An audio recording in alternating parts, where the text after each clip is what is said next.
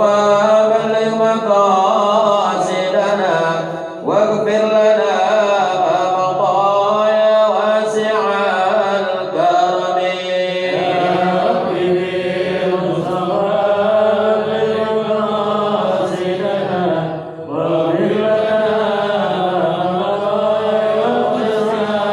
محمد أشرف الأعراب والعجم محمد خير من يمشي على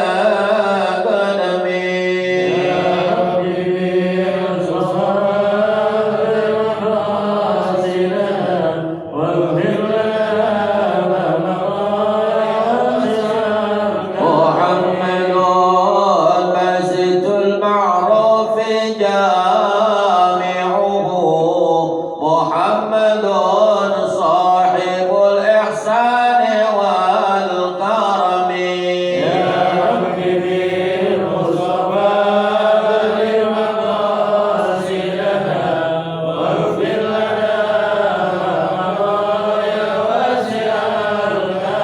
محمد ثابت الميثاق حافظه محمد طيب الأخلاق والثياب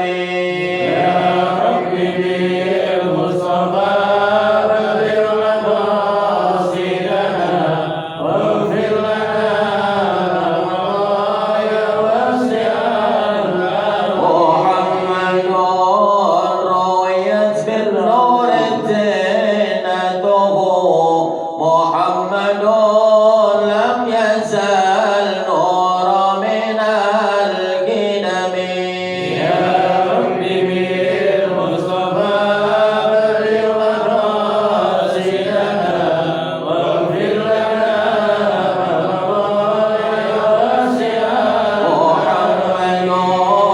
حاكم بالعدل ذو شرف محمد معدن الإنعام والحكم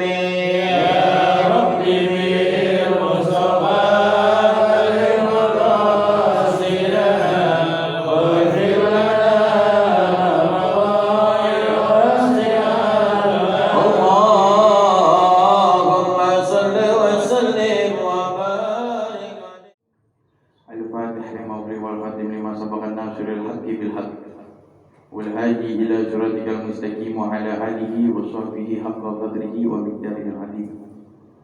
قال الله تعالى في المحكم تنزيله وهو أصدق القائلين أعوذ بالله من الشيطان الرجيم بسم الله الرحمن الرحيم إن الله وملائكته يصلون على النبي يا أيها الذين آمنوا صلوا عليه وسلموا تسليما. وقال نبينا محمد صلى الله عليه وسلم من سلك طريقا يلتمس فيه علما سهل الله له طريقا إلى الجنة. صدق الله وصدق رسوله النبي الكريم ونحن على ذلك من الشاهدين والشاكرين والحمد لله رب العالمين. Hadratul Muhtaramun yang sama-sama kita hormati, guru kita Ustaz Ahmad Firdaus, juga Ketua DKM Musola Al-Badru Saudara Ahmad Yusuf, para hadirin yang hadir pada ini malam di majlis rutin setiap malam Senin di Musola Al-Badru. Tak lain harapan kita mudah-mudahan perkumpulan kita diridhoi oleh Allah Subhanahu wa taala, dikuatkan iman Islam kita, tingkatkan ketakwaan kita, dan mudah-mudahan ilmu kita dijadikan ilmu yang bermanfaat. Amin ya rabbal alamin. Ala hadhihi niyyah wa li kulli niyatin shalihah wa la hadratin Nabi Muhammadin sallallahu alaihi wasallam bi sirril Fatihah.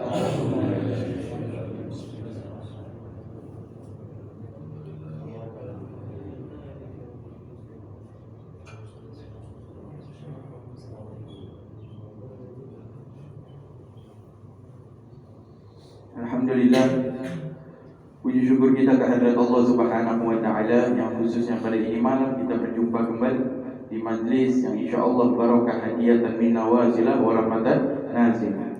Dalam kitab Risalatul Jami'ah yang dikarang oleh Al-Habib Ahmad bin Zainal Al-Habsyi, sampai dalam pembahasan Wailan Gol, beliau mengatakan di dalam diri kita, di dalam hati kita harus memiliki sifat-sifat yang akan disebutkan oleh beliau ini. Salah satunya Wa sabru 'alal bala. Setiap manusia itu pasti ada musibah, ada bala, ada ujian dari Allah Subhanahu wa taala. Bagaimana kita cara mengatasinya? Harus didasari dengan sabar kepada Allah Subhanahu wa taala. Itu harus pertama tuh, dapat musibah, dapat bala. Seperti apa? Mislul amrad. Seperti misalkan kita diberi sakit oleh Allah Subhanahu wa taala. Baik keluarga kita, orang tua kita, atau diri kita sendiri. Kalau diberi sakit oleh Allah Subhanahu wa taala, karena kan sakit dari Allah. Sehat juga dari Allah. Sakit dari Allah, sehat pun juga dari Allah. Tidak ada manusia yang mampu menjamin seseorang ketika itu orang tersebut dalam keadaan sakit, ketika bertemu dengan dirinya dijamin menjadi sehat, tidak. Wasilahnya iya, akan tetapi kesehatan tetap murni dari Allah. Bahkan ada yang cerita yang begitu menarik di zaman Nabi Musa alaihissalam. Di zaman Nabi Musa ini julukannya Kalimullah. Julukannya Kalimullah. Selalu berbicara dengan Allah. Ada hajat apa? Berbicara aja, mukanya ke arah langit, berbicara, kemudian dijawab oleh Allah Subhanahu wa taala. Itu Nabi Musa Kalimullah yang selalu berbincang dengan Allah. Satu ketika Nabi Musa dalam keadaan giginya sakit. Meminta kepada Allah Subhanahu wa taala, mengadu kepada Allah Subhanahu wa taala tentang perkara yang giginya dalam keadaan sakit. Kemudian Allah Subhanahu wa taala memerintahkan Nabi Musa untuk pergi ke salah satu kebun untuk memetik salah satu daun yang disebutkan oleh Allah Subhanahu wa taala. Kemudian Nabi Musa pergi ke salah satu kebun, mengambil daun tersebut atas perintah dari Allah Subhanahu wa taala. Kemudian diambil daunnya. Ketika daunnya diambil, dipapak daunnya oleh Nabi Musa, sehat. Langsung sehat, dalam keadaan sehat walafiat, giginya nggak sakit lagi. Kemudian selang beberapa waktu datang lagi penyakit sakit giginya. Karena udah tahu obatnya, Nabi Musa udah tahu obat, nggak pakai ngomong lagi sama Allah. Nggak pakai ngomong lagi. Pergi ke kebun itu, metik daunnya, sampai berdaun-daun, berapa banyak itu daun nggak hilang sakitnya. Langsung bicara kepada Allah Subhanahu wa taala, ya Allah, saya ini dalam keadaan sakit gigi yang kedua kali. Yang pertama kali saya makan daun yang Engkau perintahkan, saya langsung sehat. Kok sekarang yang sakit yang kedua kali saya udah banyak makan daunnya ini nggak hilang-hilang? Apa jawaban Allah Subhanahu wa taala? Dalam sakit yang pertama engkau berharap sehat dari apa? Engkau berharap sehat dari apa? Dan dalam sakit yang kedua engkau berharap sehat dari daun tersebut yang tidak akan pernah bisa menyehatkan engkau. Itu Nabi aja gitu sama Allah Subhanahu wa taala. Pertama, kita dalam keadaan sabar ketika mendapatkan sakit dan ketika berobat. Boleh kita ikhtiar, jangan mentang-mentang sehat dari Allah kita nggak mau berobat, jangan. Kita berobat ke dokter, ke rumah sakit ataupun ke klinik yang sekiranya menjadi ikhtiar dari sabab sehatnya dari Allah Subhanahu wa taala. Adapun kesehatan murni dari Allah, ikhtiarnya sebagai manusia tetap kita jalankan. Itu seperti itu. Harus didasari dengan sabar menerima ketika penyakit diberikan oleh Allah Subhanahu wa taala. Wa sabr 'ala apa? Wa mautu ahibba. Juga sabar atas meninggalnya keluarga kita. Orang tua kita misalnya nyawanya dicabut oleh Allah Subhanahu wa taala. Anak kita, kerabat kita, benar-benar saudara kita yang nyawanya dicabut oleh Allah Subhanahu wa taala, sabar. Karena semuanya, apapun yang terjadi dalam detik yang sedang kita jalankan, itu takdir Allah. Itu takdir Allah. Bahkan di dalam rukun iman kan kita harus mengimani rukun baik, harus mengimani takdir baik dan takdir buruknya Allah Subhanahu wa taala. Tidak boleh kita hanya mengimani takdir baiknya saja. Ada takdir buruk juga dari Allah Subhanahu wa taala. Seperti itu. Wa mautu ahibba. Sekiranya Allah Subhanahu wa taala mentakdirkan salah satu keluarga kita dicabut nyawanya oleh Allah Subhanahu wa taala, boleh kita menangis. Tapi jangan sampai berlebihan kita menangisnya. Berkata Imam Syafi'i, beliau mengatakan, la tabki ala man mat, ibki ala man faqada aqlah. Jangan sekali-sekali kita menangis berlebihan atas keluarga kita yang nyawanya dicabut oleh Allah Subhanahu wa taala. Kata Imam Syafi'i, jangan berlebihan. Ibki alaman faqada aqlu. Tapi menangislah atas keluarga kita, yang memiliki akal tapi seakan-akan akalnya hilang. Maksudnya apa? Dia sudah memiliki akal, kesempurnaan diberikan oleh Allah Subhanahu wa taala, tapi sama sekali tidak mengingat kepada Allah Subhanahu wa taala. Akalnya tidak dia gunakan, itu harus kita tangisi. Jangan sekali-sekali kita berlebihan menangis. Boleh kita menangis. Sayyidah Fatimah menangis. Satu kota Madinah menangis ketika Nabi Muhammad SAW meninggal. Boleh kita menangis, akan tetapi jangan sampai berlebihan. Karena itu takdir dari Allah Subhanahu wa taala. Hati kita harus kita kuatkan dengan apa? Subur. Atas sabar kepada Allah Subhanahu wa taala. Wa faqdil mal, dan selanjutnya sabar juga faqdil mal, kehilangan harta. Di sini dikatakan faqdil mal, kehilangan harta kita. Misalkan kita punya kendaraan motor ataupun mobil. Subhanallah, yang parkir di tempat itu ada 4 motor, tapi yang hilang motor kita doang. Boleh kita kecewa dengan takdir tersebut, akan tetapi didasari dengan sabar. Itu takdir dari Allah Subhanahu wa taala. Bukan berarti udah hilang, memang takdir Allah. Ikhtiar itu tetap lapor ke polisi. Lapor ke polisi, ikhtiar. Kalau emang Allah takdirkan kembali itu kendaraan, kembali. Kalau emang tidak, berarti emang itu takdir dari Allah Subhanahu wa taala. Maksudnya apa? Di sini juga dikatakan wabuk di dunia, agar hati kita bisa menerima lapang dada dengan faqdil mal, dengan kehilangan harta tersebut, harus didasari juga selain sabar, buk di dunia, membenci dunia. Bukan membenci dunia berarti kita nggak mau punya rumah, nggak mau punya mobil, nggak mau punya motor, bukan begitu. Nggak benci dunia maksudnya di sini itu agar kita tidak merasa sama sekali memiliki dunia yang ada di dalam diri kita. Karena itu titipan dari Allah Subhanahu wa taala. Kalau kita ingin melihat hakikatnya manusia, semua manusia kita lihat, mau lihat hakikatnya aslinya, lihatlah ketika kita dikeluarkan dari rahim ibu kita. Nah itu kita nggak punya apa-apa. Dalam keadaan nggak punya apa. Bahkan pakaian aja kita nggak punya. Maka dari itu, supaya hati kita bisa menerima akan nanti, misalkan kita berharap Allah melindungi kita, melindungi keluarga kita, melindungi harta kita, melindungi seluruh apa yang ada di dalam diri kita. Itu harapan kita. Akan tetapi bila mana Allah Subhanahu wa taala mentakdirkan yang lain, itu harus didasari bukti dunia. Jangan sampai kita berasa memiliki hal-hal yang ada di dalam diri kita, perkara dunia, sehingga kapanpun Allah ingin ambil, hati ini tidak menjadi kecewa kepada Allah Subhanahu wa taala. Seperti itu. Dan kemudian juga di sini dikatakan wasabur 'ala ta'ah wasabur 'ala ma'asi. Juga manusia ini harus sabar atas taat. Perkara-perkara yang berbau taat, perkara-perkara yang mengarah ke arah ketaatan, itu harus kita sabar. Seperti apa? Baru tadi masuk zuhur, toto udah asar lagi. Asar udah kita sholat, toto udah masuk maghrib lagi. Itu kan perkara yang harus kita jalankan. Sholat maghrib, sholat isya, sholat subuh, sholat zuhur, sholat asar, kewajiban yang kalau kita jalankan menjadi sifat taat kepada Allah Subhanahu wa taala, harus didasari dengan sabar.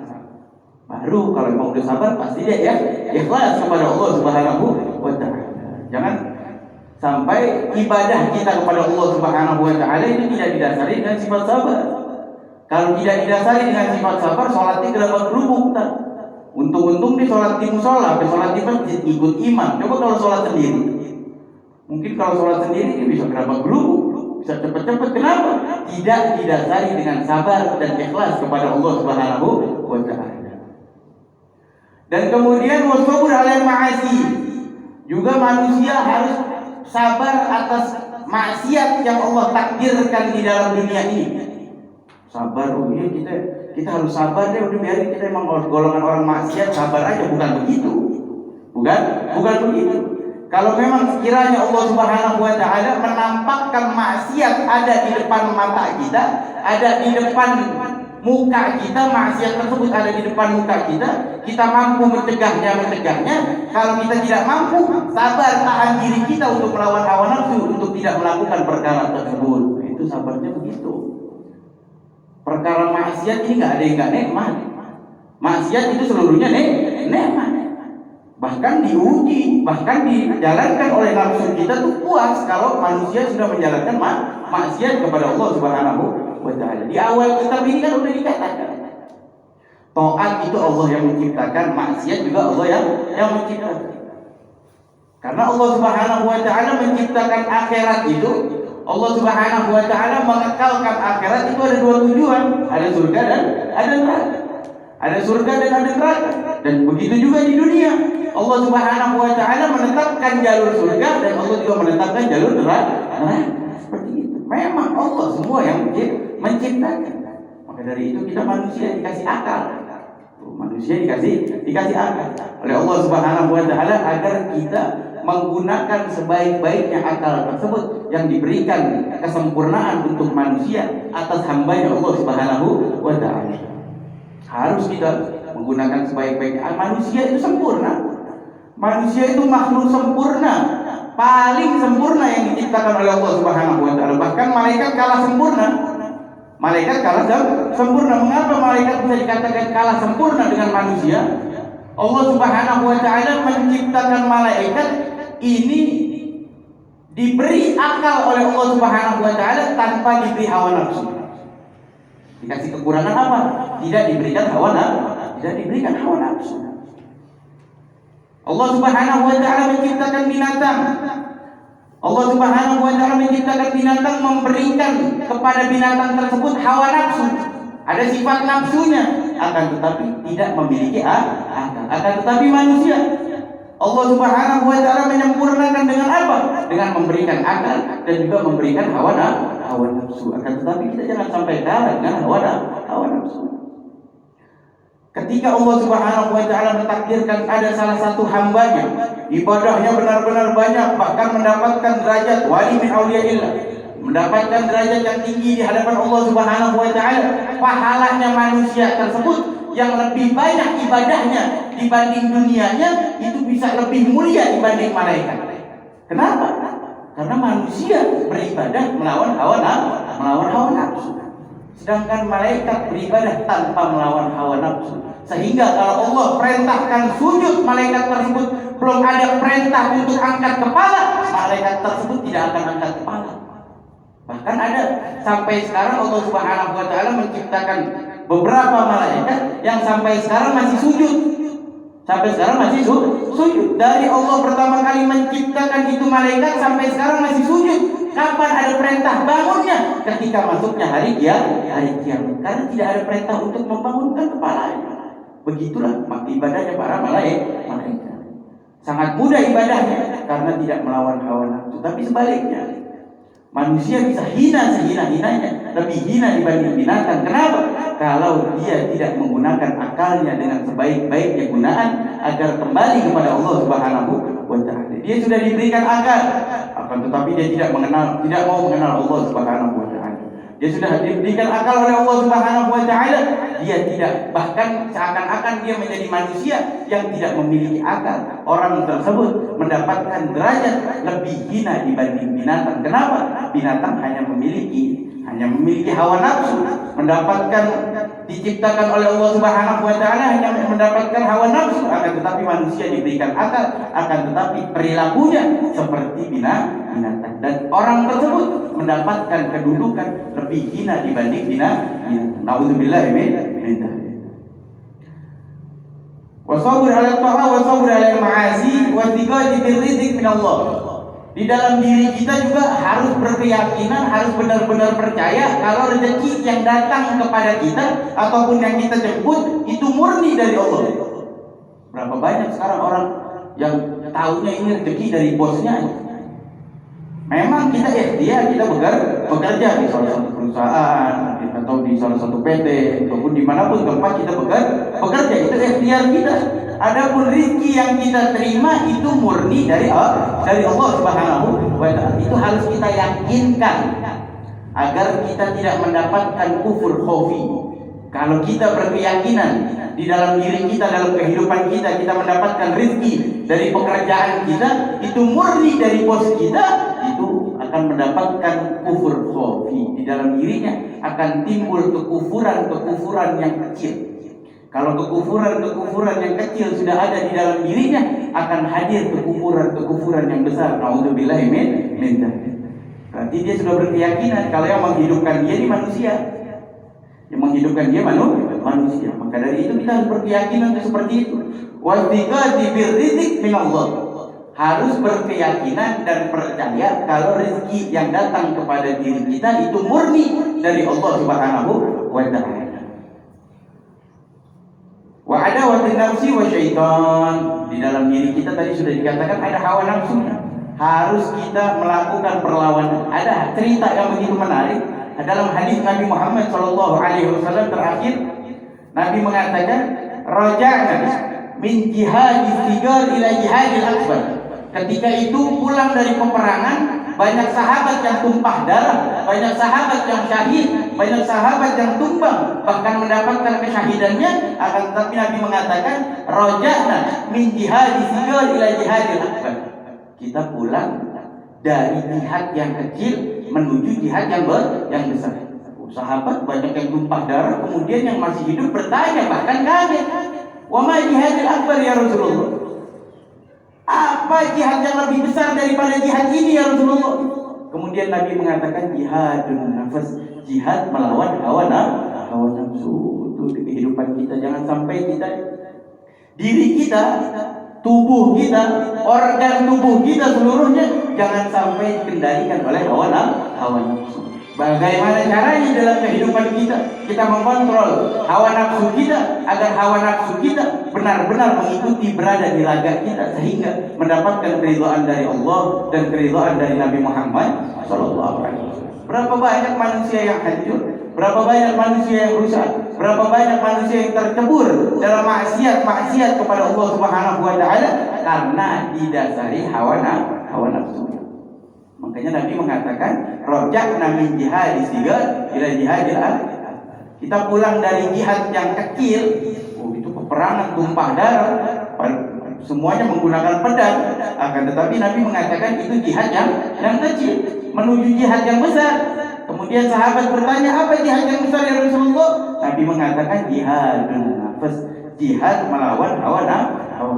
Maka dari itu hadir yang dirahmati Allah Subhanahu wa Ta'ala, pada malam hari ini kita minta kepada Allah Subhanahu wa Ta'ala, mudah-mudahan pelajaran yang singkat ini akan menambahkan keimanan kita kepada Allah Subhanahu wa Ta'ala, menguatkan keimanan kita kepada Allah Subhanahu wa Ta'ala, menguatkan ketakwaan kita kepada Allah Subhanahu wa Ta'ala, dan mudah-mudahan ilmu kita dijadikan ilmu yang bermanfaat. Amin ya rabbal alamin. Ma'azil batan wallahu ta'ala alam. Ala hadhihi niyyah ولكل نية صالحة ولحضرة النبي محمد صلى الله عليه وسلم بسر أسرار الفاتحة.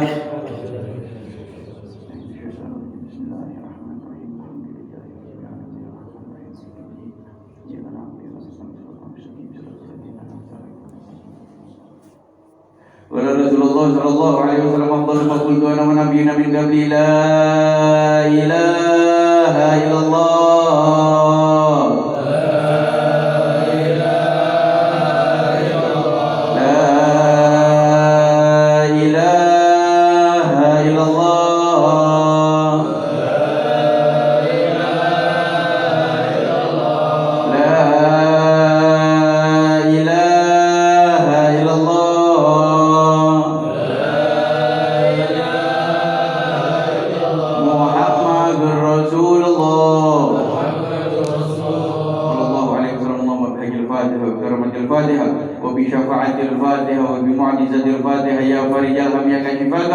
Ya man yabni yaghfir warham ya rabbi bil mustafa bali maqasidana wa fir lana ma madhiya wa asyal karami wa sallallahu ala sayyidina Muhammadin nabiyyi wa ala alihi wa sahbihi wa sallam walhamdulillahi rabbil alamin. Assalamualaikum warahmatullahi wabarakatuh.